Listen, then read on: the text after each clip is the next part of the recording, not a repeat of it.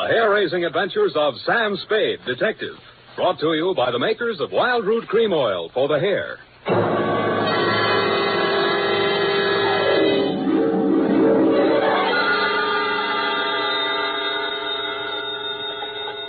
Sam Spade Detective Agency. It's me, Effie. Oh, Sam, I've been worried about you. Sid Weiss was just on the phone, and he says digging up a corpse without a permit is against the law. It's all right, Effie. I just dug him up to say hello and put him back again. Oh, Sam. I'll be down in a couple of minutes to dictate my report, sweetheart. If I get lost on the way, you'll find me in City Hospital, the Psycho ward, third straitjacket from the left.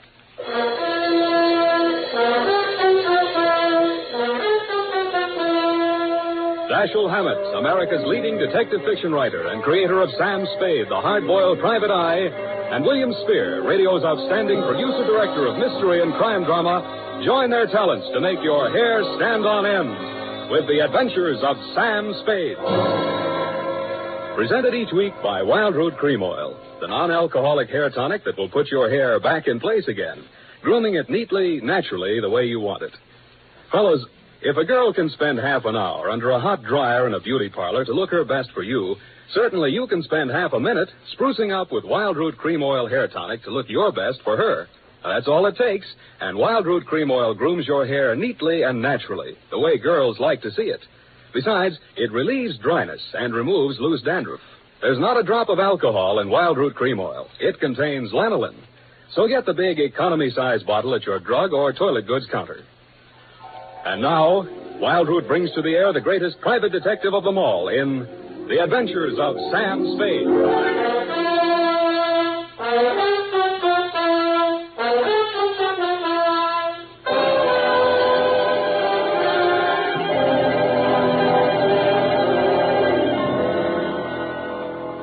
Date, August 2nd, 1946. To Mrs. Gregory Denov. Subject, death of Dr. Denov. I was sitting in my office with nothing to think about except a horse named Corkscrew Jr. My secretary, Effie Perrine, came in and said there was someone outside. I didn't look up from the dope sheet, so she said it again. Someone outside, Sam. What's he look like? Blue double-breasted custom-made suit, Count of Mara tie, hand-tailored shirt, English shoes, hand-trimmed Van Dyke. Get me a blank check and send him in. Okay, Sam. Please come in. Mr. Spade will see you now, sir. Thank you. You are Mr. Spade, Sam Spade. What can I do for you? I'm Dr. Gregory Denov, a psychoanalyst. I need your help. Lie down, doctor, and tell me all about it. I see you might also be noted for your sense of humor as well as your discretion. Who told you I was discreet? A man named Neutralizes. Well, you tell Neutralizes I think he's cute, too. What else does he say about me? That I can trust you with $10,000. Oh.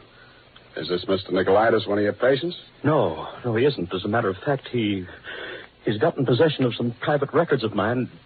Well, it's rather involved. Neutralizes is shaking you down, and he picked me as the middleman, is that it? This is not an ordinary case of blackmail. Blackmail is blackmail, even if you do it in technicolor. Well, as you may know, a psychoanalyst keeps a faithful transcript, a detailed record of everything a patient says during consultation, no matter how intimate or shocking. Yeah? This man, Neutralizes, has managed to gain possession of a copy of one of these case histories. The patient is a very celebrated person, and should this material be divulged, it may have very serious consequences for both my patient and for me. Doctor, your best bet's the San Francisco Police Department. No, that's out of the question. Then I'm afraid I can't help you. Why not? Neutralizes said I'm a private detective. When I take on a client, I take on his troubles. My job is to protect him, not to stand by and see him milked. If you want to hire me on that basis, I'll listen. Oh, I'm so tired. I must trust somebody. What can you do for me, Mr. Spade? Write me out a check for $1,000. Got a pen? Yeah. All right. You see, Neutralizes figures that if I'm getting a cut, I'll have to keep my mouth shut. I'll spend it all the same. Here you are. Thanks. Now, what was the last thing Neutralizes told you? That he would pick up the $10,000 here and deliver to you this file in question. Can you reach him? Yes. Call him. Tell him you've seen me. Tell him I won't do that kind of business in my office. Tell him to come to your house. I'll be there. What if he refuses? He won't. Tell him I have the whole $10,000. What time? How about in an hour? No, I'm sorry. We'll have to make it around 3 or... Oh, goodness, I'm late now. I really... That's a beautiful watch, Mr. Denov. Yes. Foreign? Yes. May I see it? My watch? Why, really, Mr. Spade, I'm very late. I have so many things to do, and I have to be at the Majestic Theater well before the matinee starts at 2:30. How are you going to see me at 3 o'clock if you're going to the theater? Oh, I'm not going to stay for the performance.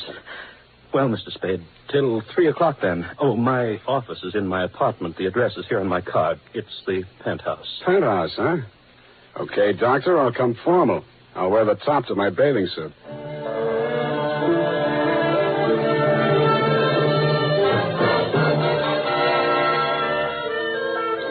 I left my office around 2:30 and started walking up Nob Hill. The Versailles Apartments, where Denov's place was, took up the whole 300 block, so I didn't have any trouble finding it. I stopped across the street for a minute to get my breath after the uphill climb, mopped my face, and started across. Just as I got to the middle of the street...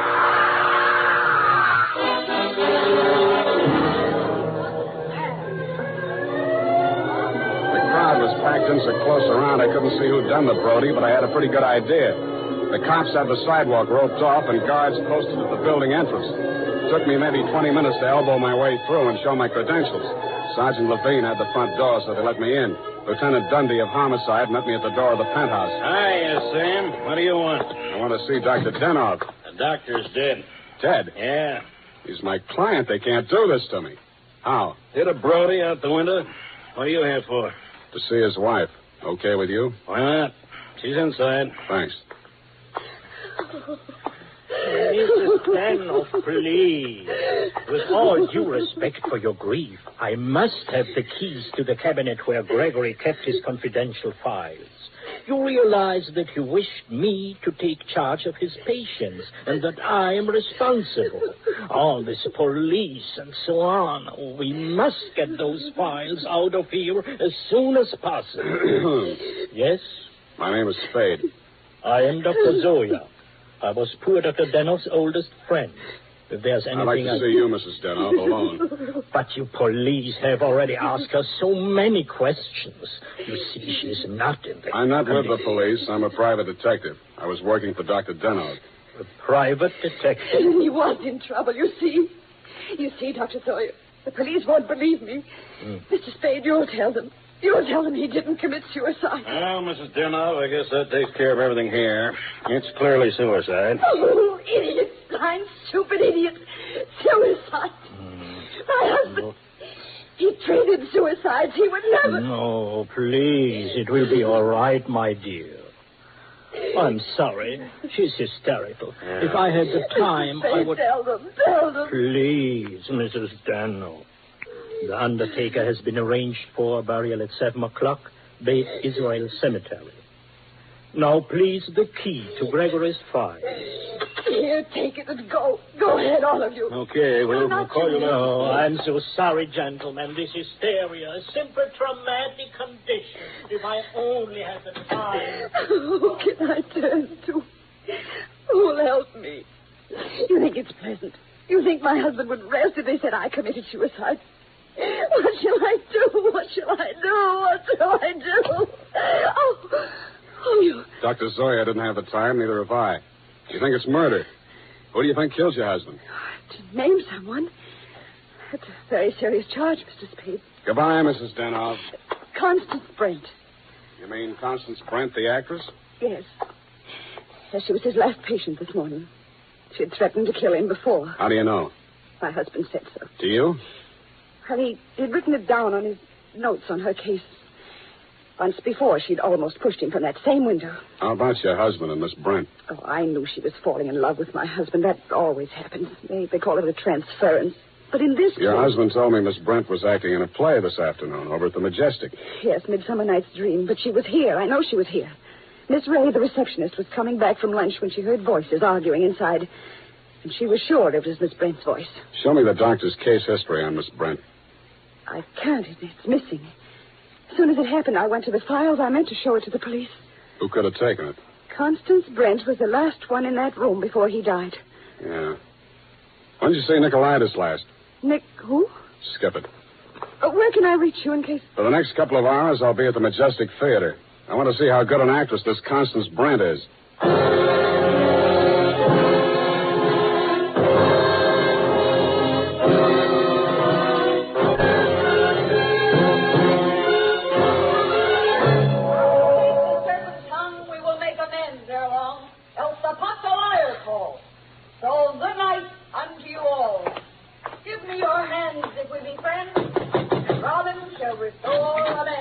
Yes?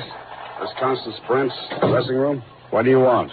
I want to talk to Miss Brent. Well, you can talk to me. I'm her husband. So you're Mr. Brent. I'm Jonathan Wallace. She's Mrs. Wallace. Now, what do you want with my wife? I've come to tell her that Dr. Denov is dead. Are you sure? You try falling from a 12th floor window sometime. Well, that's the best news I've heard this year. But I'm afraid it will be a shock for Constance. Maybe, maybe not.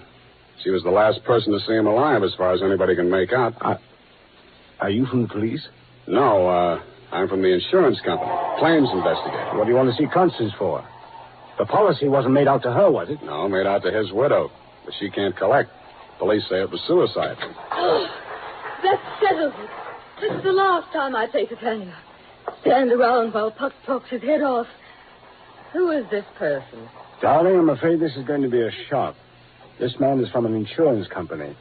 Dr. Denov is dead. Oh, what a pity. What happened? The police say he jumped. His wife says he was pushed. She also says that you, Miss Brent, might have been the pusher. Oh, now really, it's too absurd. How like a wife. What time did your play start this afternoon, Miss Brent? Matinee at 2:30, always. Always. And the late lamented Dr. Denov jumped at 3 o'clock. I didn't say he did. Doesn't this news, shock you? But of course. Do you think good psychoanalysts are easy to find? Looks like your next doctor will have to start from scratch. Your case history seems to be missing from Dr. Denov's files. Missing? No. What is it? Has a man named Neutralizes been in touch with you? I've never heard of him. Chances are you will. Does he have Dr. Denov's notes on my case? Could be. This is frightful. Hot reading, huh? You seem to know this person, Neutralizes.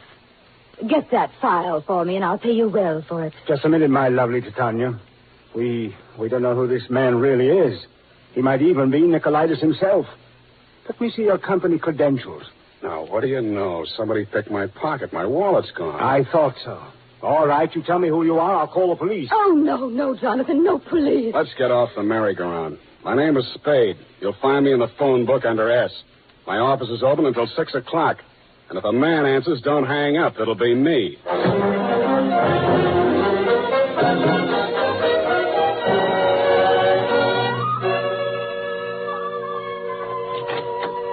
Hello, Effie. You found a Neutralizes yet? Not one. I even tried spelling it backwards. Nobody ever heard of a man named Neutralizes. I'm beginning to think there ain't no such person. Pardon me, do I hear my name mentioned? I'm Neutralizes. Sam, I still think you're right. Come all the way in, Mr. Neutralizes. Sit down. Oh, thank you. If you need me, Sam, just scream. What can I do for you? Oh, I've come for my money. What money? Oh, the $10,000. You remember the $10,000? Refresh my memory. Oh, Dr. Denov, the gentleman who visited you this morning? Oh, that $10,000. Oh, you see, you remember now. Yeah, it all comes back to me now. You were supposed to deliver something for the money. Since Dr. Denov is dead, that is no longer important. You will give me the money, please, and I will not disturb your afternoon any further. Suppose I refuse? Oh, that would grieve me. In my grief, there is no telling what I might do. Dr. Denov's dead. There's nothing more you can do to hurt him. Oh, never would I attempt to hurt poor Dr. Denov, but in my sorrow, it would be so great if I should be forced to hurt the woman he loved. After all, as Titania says, these are the forgeries of jealousy. Titania, huh?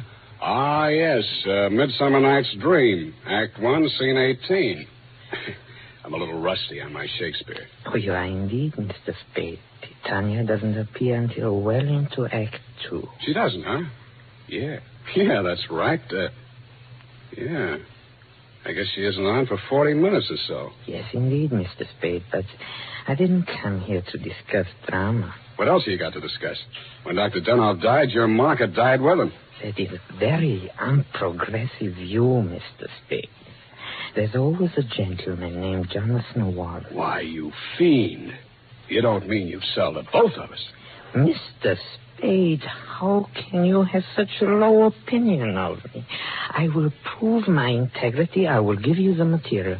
You give me the money. Hand it over. In the Levant, Mr. Spade, we have a saying. He who goes too close to the bear soon loses his beard. I have left my beard at home. Okay, I'll meet you anywhere you say, anytime you say. Excellent. At 7 in your apartment. Won't that be walking into the bear's cave? In the Levant, Mr. Spade, we have a saying. Private dicks do not kill people in their own apartment.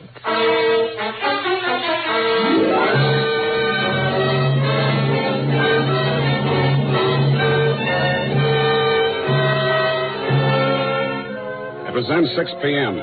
I called Effie for messages. She told me that you had been phoning frantically, Mrs. Denov. I still had maybe 30 minutes before Neutralizes was due at my apartment, so I breezed on up to your place on the hill. We had a very interesting chat. Remember, Mrs. Denov? Looking back on it, that was probably the most interesting conversation we had. Funny, I can't remember much of anything you said, but it was so cozy there in your place. And what with your clock being about 20 minutes slow, it must have been something like 7:30 before I left you. I grabbed a cab and told the hacky to step on it. I hoped Neutralizes was still waiting at my apartment. He was.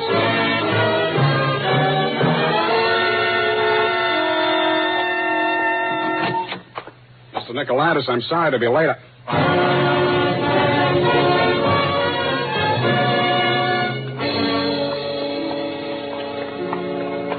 He was lying on my bathroom floor. The little guy was looking just about as natty as when he'd been in my office, except that the beautiful silk scarf he'd been wearing was twisted into a tight noose around his neck. Mr. Neutralizes was a very dead blackmailer.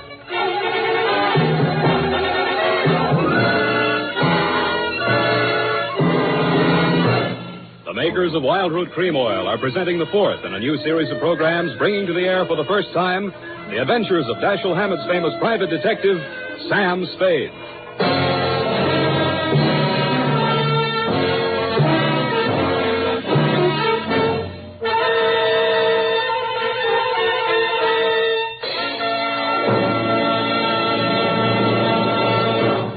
Then, at the racetrack, the man who has something better than a mere hunch is said to have it straight from the horse. Of course, that's a humorous expression, but it shows how to get facts. Go straight to the real source of information. And that's why we went straight to hundreds of men in metropolitan New York to find out what men really want in a hair tonic. And their answers show that Wild Root Cream Oil has all 5 advantages chosen by this impartial consumer jury of men. 1, Wild Root Cream Oil grooms your hair neatly and naturally, never leaves it sticky or greasy. 2, Wild Root Cream Oil relieves annoying dryness. 3, it removes loose dandruff. 4, it's non-alcoholic. And 5, it contains soothing lanolin. Remember, no other leading hair tonic gives you all 5 of these important advantages. Is it any wonder that 4 out of 5 users in a nationwide test preferred Wild Root Cream Oil to all other hair tonics they'd tried? So next time you visit your barber, ask for Wild Root Cream Oil and get the big economy-size bottle of Wild Root Cream Oil at your drug or toilet goods counter. And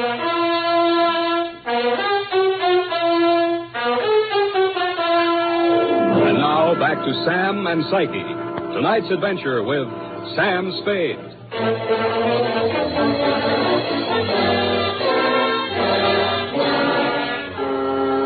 His eyes were open, and he seemed to be looking right at me as I bent over him. The finger marks in his throat were too blotchy to be of any use. Pretty soon, Lieutenant Dundee and Sergeant Polhouse came in and walked over behind me. We all stood there for a second, and then Polhouse bent down and closed those eyes. You know him, Sam? His name is Neutralizes. That's all I know about him. What did he come here to your place for? I don't know. You invited him? I wouldn't have been surprised to find him here, but not like this.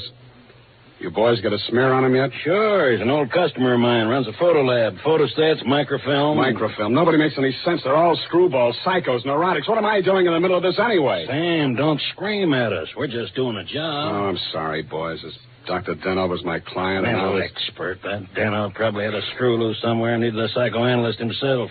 Say, maybe he was... Yeah. Hey, look, Dundee. I'm going out of here now. Do I call Sid Weiss and we go through all that again, or are you going to let me walk? Why, Sam, you can go. I know where you sleep. I'll wake you when I'm ready for you.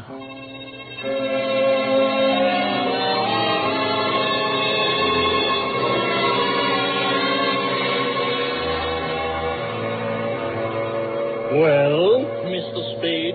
I want some answers, Dr. Zoya, and you're the guy who can give them to me. I'm listening. Just let the questions flow into your mind and do not try to repress any of them. Speak instantly, whatever... Okay, question number 1, without thinking. Do you think Dr. Denoff was a suicide? Well, I had not seen Dr. Denoff for many years. He had been my student in Vienna. I was his analyst, in fact. That's all very interesting, Doctor, but my question... Yes. Did poor Dr. Denoff commit suicide? I have reviewed all the material, manifest and hypothetical, and I came to the conclusion... No, it was quite impossible. You see, these paranoid... Okay, question number 2. Was Dr. Denoff in love with Constance Brent? I suppose I can now answer that question. When I arrived in San Francisco, I found him in great distress. He told me he feared he was losing his objectivity towards this patient. In other words, he was in love with her? Yes. You think she might have murdered him? All psychoanalytical subjects develop aggressive feelings toward the doctor. Nearly all of my patients have threatened me at one time or another. You don't say. Tell me, Dr. Zoya, you know anything about Jonathan Wallace, Miss Brent's husband? A violent type, almost psychotic. Yeah? How about you, Dr. Zoya? Could you have done it?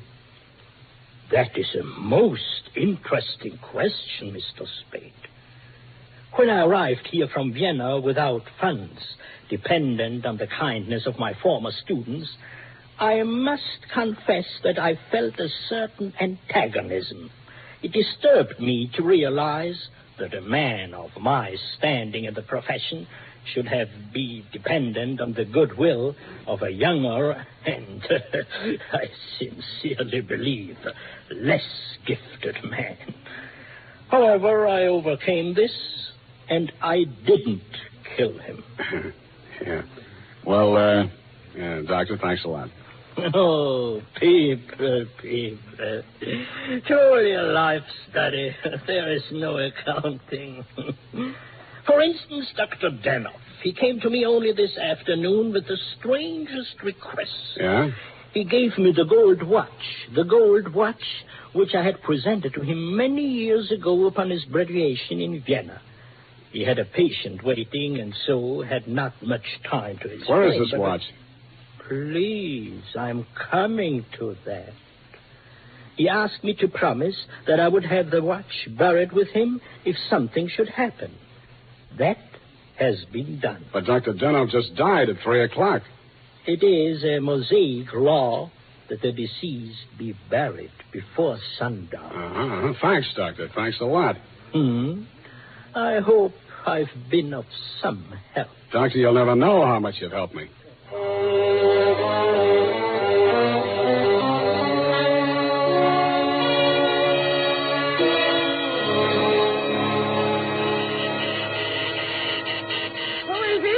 Spade. Oh, what's happened? I think I got the answers, Mrs. Denoff. That file on Constance Brent. Your husband knew that you'd been going through it. Mr. Spade. Shut up and listen to me. He took it out of the files, had it microfilmed for his own private records, and destroyed the original. Really? The man who did the microfilming was Neutralizes. He delivered one print to your husband and kept another for himself. He was murdered in my apartment for the copy he used to shake down your husband. The killer now has that copy, if it hasn't already been destroyed. But we can still put our hands on the first strip of microfilm, which you delivered to your husband. This is astonishing. How? It's in the gold watch, which was buried with him. The watch that Dr. Zoya... That's right. Denoff made up his mind that whatever he knew about Constance Brent was going to go to the grave with him. What are you doing tonight? Nothing. And we got a date, sweetheart, you and I. I'll be back toward the wee hours. All paths lead to the grave. Ophelia, Act 6. Gregory's grave? But shouldn't we get a court order and have it done properly? The courts don't open until 10 in the morning, sweetheart, and Lieutenant Dundee's going to start asking me some questions about that stiff in my apartment before then. You see, baby, I can't wait.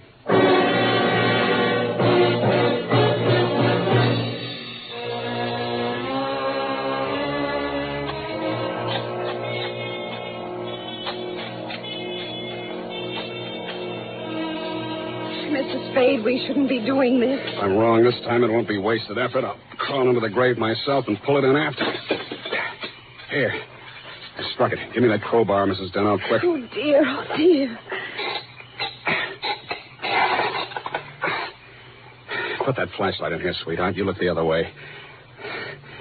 Yeah, here it is. Look. What, Mr. Spade? What have you got? The watch. Here, put the flash on it while I open it.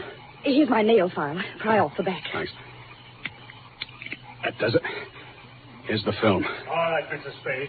Give me that film. Well, if it isn't the second gravedigger from Hamlet, Mr. Constance Brent. Stop clowning and hand it up to me. You better do as he says, Mr. Spade. We've both got guns. I was expecting that. It took you a long time to get here, Mr. Wallace.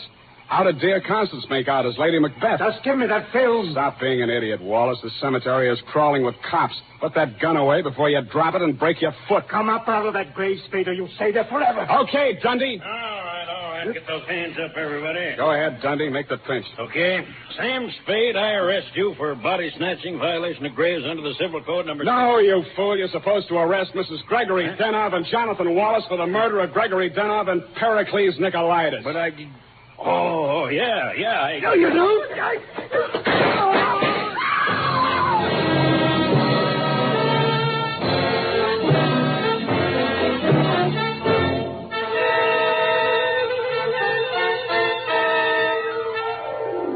It was smart of you, Mrs. Denov, to make me late for my appointment with Nicolaitis. You did that so that Wallace could nail him in my apartment for the microfilm. You thought you could use that film to pin Denov's murder on Constance Brent. But after your late husband caught you tampering with his files, he added a few well-chosen words to it so that the film put the finger on you and your boyfriend, Mr. Wallace, in case anything happened to the doctor. So Wallace had to kill Nicolaitis. You weren't smart to push your husband out the window. That looked like suicide. You might have gotten away with it, Mrs. Denov, if you'd bashed your husband's head in with a bottle. That reminds me, Effie, pour me a drink. That all? Sign it, put a special delivery on it, and send it care of the matron to Hatchapee Prison. Go on, have one yourself. Oh, thank you. Here's how. Oh. You'll get used to it. Good night, Sam. Good night, sweetheart.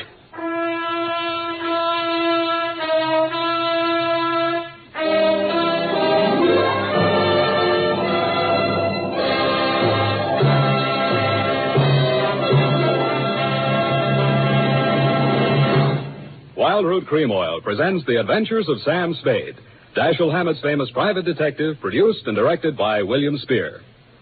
Then, on these warm August days, the sun beats down on your hair, may leave it looking dry and brittle. That's why, now especially, you need Wild Root Cream Oil. This grand non-alcoholic hair tonic has just what it takes for summer grooming. It contains lanolin, the soothing oil that's so much like the oil of your skin. Wild Root Cream Oil keeps your hair neatly in place, gives it the handsome, successful look that helps you get ahead on the job. And Wild Root Cream Oil removes loose, ugly dandruff and actually relieves annoying dryness. So tonight, take the famous FN test. Check your scalp. Signs of dryness or loose dandruff tell you need Wild Root Cream Oil right away. Sam Spade is played by Howard Duff. Fred Essler was Dr. Zoya. Lorene Tuttle is Effie. Don't forget, next Friday, the three masters of the art of hair-raising, Dashiell Hammett, William Spear, and Wild Root Cream Oil, join forces to bring you another hair-raising adventure with Sam Spade. Smart girls use Wild Root Cream Oil, too, for quick, good grooming and to relieve dryness between permanents. Mothers say it's grand for training children's hair. Dick Joy speaking. This is ABC, the American Broadcasting Company.